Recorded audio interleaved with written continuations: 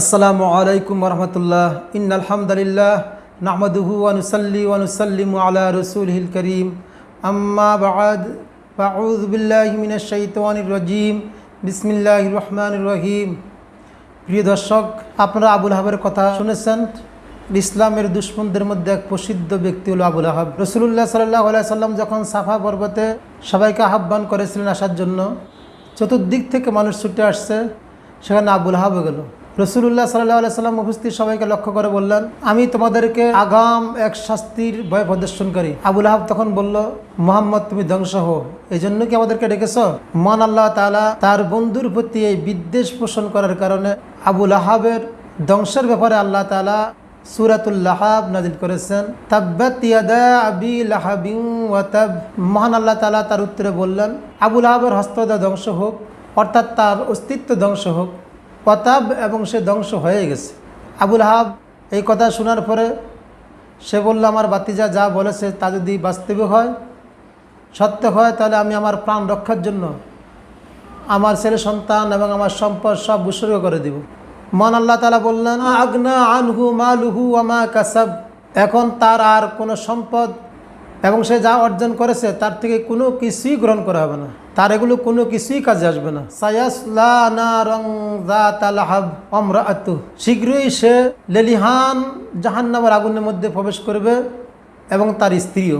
আবুল আহাবের স্ত্রী ছিল উম্মে জামিল, যেও রাসূলুল্লাহ সাল্লাল্লাহু আলাইহি সাল্লামের প্রতি খুব বিদ্বেষ পোষণ করত। সেমনকি রাসূলুল্লাহ সাল্লাল্লাহু আলাইহি সাল্লাম এবং তার সাথীদেরকে কষ্ট দেওয়ার জন্য নিজে কাটার বোঝা মাথায় বহন করে এনে সেগুলোকে ছড়িয়ে দিত দুজনের সর্দার রাসূল আকরাম সাল্লাল্লাহু আলাইহি সাল্লামকে কষ্ট দেওয়ার জন্য।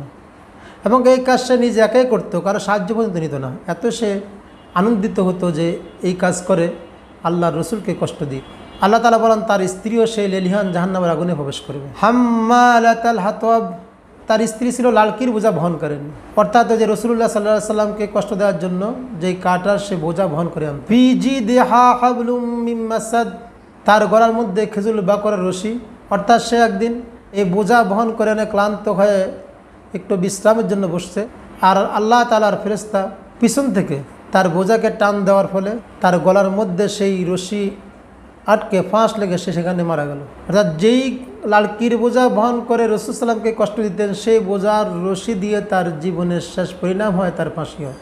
এই কঠোর আবুল আহাব নবীর দুশ্মন, যে চির জাহান্নামী, যার প্রতি আল্লাহ তাআলা অভিশাপ করেছেন, যারকে লানত দিয়েছেন, যার ধ্বংসের কথা আল্লাহ তাআলা কোরআনে ঘোষণা দিয়েছেন, এই আবুল আহাবও বিশেষ করে রাসূলুল্লাহ সাল্লাল্লাহু আলাইহি সাল্লামের মিলাদের খুশি হওয়ার কারণে এবং মিলাদের মধ্যে সে খুশি হয়ে তার দাসী সোয়াইবাকে আজাদ করার কারণে সে জাহান্নামী হওয়া সত্ত্বেও তাকে প্রতি সোমবার কিছু পানি পান করানো হয়, যার দ্বারা তার শাস্তি লাঘব হয়। অথচ কোনো কাফিরদের জন্য, কোনো বেঈমানদের জন্য দুনিয়ার কোনো ভালো কাজের ফল আখিরাতে নাই।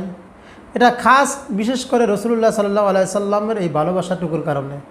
ওই সময়ের যে সময় রাসূলুল্লাহ সাল্লাল্লাহু আলাইহি সাল্লাম আগমন করছে, আব্বাস রাদিয়াল্লাহু তাআলা বলেন যে আবুল আহাব যখন মারা গেল তার 1 বছর পরে তিনি তাকে স্বপ্নে দেখলেন খুব খারাপ অবস্থা। তাকে দেখে জিজ্ঞেস করলেন, তুমি যে সাক্ষাৎ করেছো, অর্থাৎ তুমি যে মৃত্যুর পরে আখিরাতের যে অবস্থা, তোমার এই অবস্থাটার কি অবস্থা, তোমার অবস্থা কীরকম? আবুল আহাব বলল যে তোমাদেরকে ছাড়িয়ে আসার পর থেকে আমার শান্তি নাই, খুব শাস্তির মধ্যে।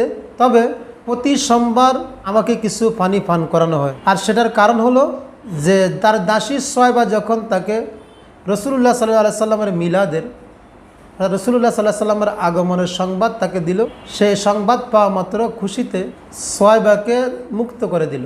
এই মুক্তির কারণে আল্লাহ তাআলা তার শাস্তিটা প্রতি সোমবারে কিছু লাঘব করেন। এই ব্যাপারে বর্ণিত হাদিস শরীফ রয়েছে সহিহ বুখারীতে। আন্না উম্মে হাবিবাতা বিনত আবি সুফিয়ান, উম্মে হাবিবা রাদিয়াল্লাহু তাআলা আনহা থেকে বর্ণিত একটা বড় হাদিস, লম্বা হাদিস। এর শেষ অংশে বলা হয়েছে, ফালাম্মা মাতা আবুল আহাবিন। আবুল আহাব যখন মৃত্যু হলো, উরিয়াহু বাযু আহলিহি, তার পরিবারের লোকদের মধ্যে কোন একজনকে স্বপ্ন দেখানো হলো, বিশাররিন হিবাতিন, তার খুব করুণ অবস্থা, খারাপ অবস্থা। ক্বালা লাহু মাজা লাকিতা, তখন তিনি বললেন যে তোমার কি অবস্থা, তোমার সাথে কি আচরণ করা হচ্ছে? ক্বালা আবুল আহাবিন, তখন আবুল আহাব বললেন, লাম আলকা বা'দাকুম গায়রা আন্নী সুকিতু ফি হাযিহি বিআতাকাতি সোয়াইবা। আমি তোমাদের থেকে আসার পরে, তোমাদেরকে ছেড়ে আসার পর থেকে আমার অবস্থা খুবই খারাপ, অর্থাৎ আমি খুব শাস্তির মধ্যে আছি।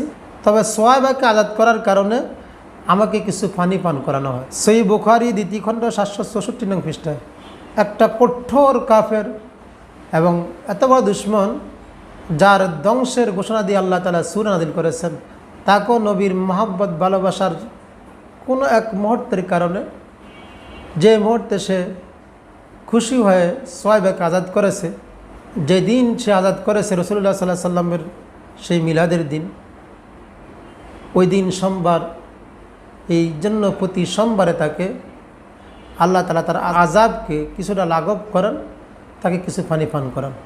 রাসূলুল্লাহ সাল্লাল্লাহু আলাইহি সাল্লামের এই ভালোবাসার সাথে সম্পর্কিত। তাহলে যদি এত কঠোর নবী দুশ্মন হয়ে তার জন্য এতটুকু বিনিময় রয়েছে, তাহলে আমরা যারা ইমানদার মুমিন, যদি আমরা আল্লাহ রাসূল সাল্লাল্লাহু আলাইহি সাল্লামের ভালোবাসা প্রেম মহব্বত নিয়ে রাসূলুল্লাহ সাল্লাল্লাহু আলাইহি সাল্লামের সুন্নত এবং আল্লাহর বিধানকে পৃথিবীর জমিনের মধ্যে বাস্তবায়ন করার জন্য আমাদের সর্বস্ব ত্যাগ করি, তাহলে আল্লাহ আমাদের জন্য কত পুরস্কার রাখছেন, কত পুরস্কার দিবেন এটুক থেকে অনুমান করা যায়। যদি একটা কাফের জন্য এতটুক বিনিময় থাকে, তাহলে আমাদের জন্য কত বিশাল বিনিময় রয়েছে। আল্লাহ তাআলা আমাদেরকে রাসূলুল্লাহ সাল্লাল্লাহু আলাইহি সাল্লামের পরিপূর্ণ মোহাম্মত ভালোবাসা দান করুক এবং নবীর আদর্শে আমরা যেন নিজেরাও আদর্শবান হতে পারি এবং পুরা পৃথিবীকে নবীর সুন্নাত দিয়ে ভরপুর করে নবীর আদর্শ দিয়ে সাজাতে পারি। আল্লাহ তাআলা আমাদেরকে সেই তৌফিক দান করুক, আমিন।